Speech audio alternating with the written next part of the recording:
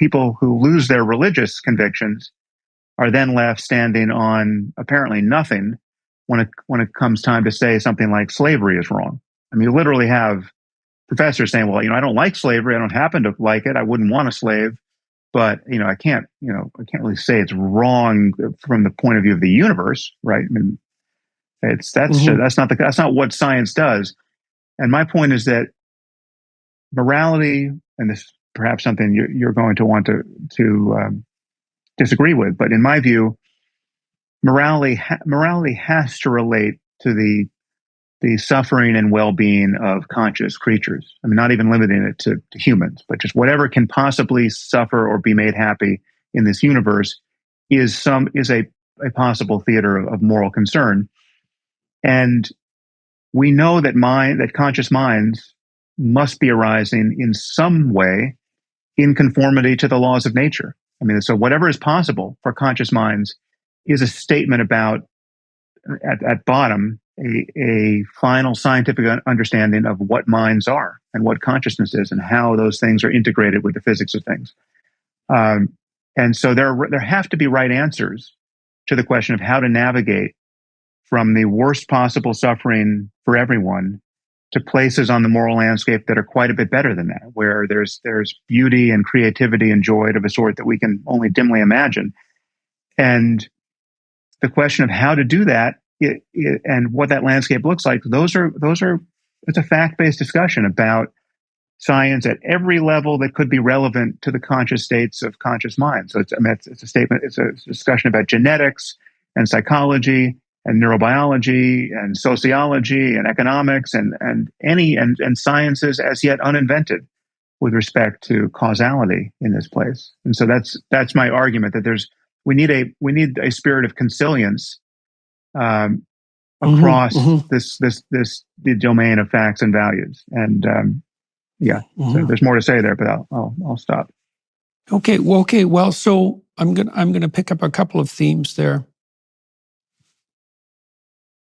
So one of the things that you pointed to was the incoherence manifested by this woman and like people in relationship to micro-narratives and macro-narratives. So you said that it was in your opinion, that she or the people who she might represent would be perfectly willing to be upset about some relatively minor issue that might arise on a university campus, like the wearing of inappropriate Halloween costumes, but are incoherent in relationship to making broader scale moral claims. Now, one of the claims of the postmodernists, this was put forward most particularly by, who was it now, who said that there were no meta-narratives. The postmodernism is fundamentally disallowance of the idea that any uniting meta-narratives are possible. I'll remember his name momentarily. It could be Derrida or Foucault or... No, it's not. He's the guy who generated simulation theory, another Frenchman. No, Lacan? No. Baudrillard? It's a rogues gallery. Baudrillard. It's Baudrillard. It's a rogues gallery. Yeah, it's Baudrillard. Yeah. Okay, so here's the problem with that. Well, the problem with that, in part, is that there's no united action and perception at any level without a uniting narrative. So, for example, if I pick up a glass to move a cup from the table to my lips, I have to organize all those extraordinarily complex actions, right, which cascade up from the molecular level through the musculature of my body. I have to organize that into something that's coherent and unified in order to bring about any action whatsoever. And what that implies is that there's a hierarchy of uniting structure. And what the postmodernists do is arbitrarily make that halt at a certain level. It's like, so you're allowed a uniting narrative or structure up to a certain level, but beyond that, you're not allowed it at all. And that's the point at which the meta-narrative emerges, and those are now forbidden. And I don't understand that, because I think that it's a distinction between a narrative and a meta-narrative it's an arbitrary distinction. and you can't attend or act without a uniting narrative. So now you seem to be pointing to something like that. So let me walk through your argument. You pointed to the Taliban. I'll add one other, which I think is a simpler defeater, which is that the claim is that there can be no universal values, right? Or universal truth claims with respect to right and wrong and good and evil. And yet they tacitly make the universal claim that tolerance of this ethical diversity is better than intolerance, right? So the demand is we need to find some space in our minds to tolerate the difference of opinion offered by the Taliban or Hamas or some other group of that sort. But that doesn't make any sense. That's an appeal to tolerance, one that the Taliban and Hamas don't share, right? So we're tolerating their intolerance. But it's also the tacit claim that tolerance is better. Tolerance on our own side is better. Tolerance is the uniting narrative. Yeah. Sure. Yeah. Well, you see the same thing with the postmodern insistence, and this is particularly true of people like Foucault, that nothing rules but power, right? Because Foucault saw power making itself manifest everywhere. And the fundamental postmodernist claim is that there's no uniting meta-narratives, but that didn't stop the postmodernists for a second in making the claim that you could find power relations underlying every single form of human action and social interaction. So, but this uniting narrative, see, you point to it in a way that I think that points out to me a very fundamental element of agreement between the positions that you and I have taken, even though we've had so much apparent disagreement. You point to the Taliban and you say, at minimum, we can say with some degree of certainty that what the Taliban are doing is not optimal.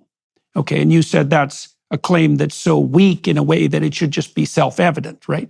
You know what I mean by weak? It's like, Isn't that obvious? Well, I started in my investigations at a more extreme point, I would say. I looked at the camp guard in Auschwitz who enjoyed his work and thought, I don't know what good is, but at minimum, it's the opposite of whatever the hell that is. And so that was a starting point for me. And it seems to me that partly what you're doing is that you put your foot firmly on the head of evil and say, well, this is a starting point. And even though we can't define good, we can define it as the opposite of whatever this is. And so does that seem like a reasonable point of agreement between us? Yeah, as far as you're concerned. Yeah, although I think this is perhaps a different topic, but it certainly adjacent to what you just said. I think there's some ethical paradoxes here which would be interesting to consider, because I think most of human evil of the sort that you and I are now describing doesn't require the presence of actually evil people, right? I think there are evil people. I think there are true psychopaths and sadists for whom it is true to say that if evil means anything, it should be applied to their conscious states and their psychology. But so much of what we consider to be evil, I mean, so much of what produces needless human misery, is the result of otherwise normal people psychologically behaving terribly because they believe fairly crazy and unsupportable things about what reality is and how they should live within it. So I would by no means ever want to suggest, in fact I'm at pains to say otherwise whenever I can remember to, that all jihadists or even most jihadists or all Nazis or even most Nazis were psychopaths, right? I mean, the horror of these belief systems is not that they act like bug lights for the world's psychopaths, and you attract a lot of people who would be doing terrible things anyway, and they just happen to start doing it in this new context, let's say under the Islamic State. No, you certain ideologies attract totally normal people who would otherwise be totally recognizable to us psychologically and socially as good, normal people, but for the fact that they got convinced that, of whatever the relevant dogma is, in the case of, yeah. Okay. Well, so I would say that's another point of agreement.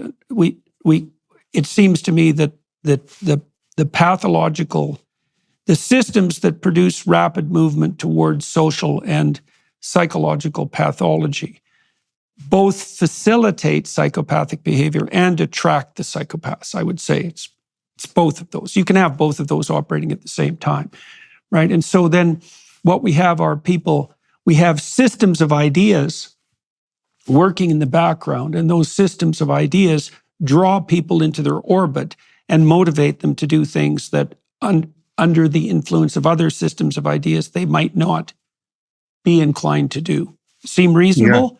Yeah. Okay. And also, I would just note, and I mean, you might want to leave this aside, but your description of a guard at Auschwitz who enjoys his work, I think it's tempting to imagine that that guard is incapable of all the ordinary forms of happiness and life satisfaction that we would recognize in ourselves because of what he is spending his time doing. And I would say that's obviously not the case. I mean, so there can be virtues expressed toward evil ends. I mean, just imagine, just unpack the meaning of that phrase, the guard at Auschwitz who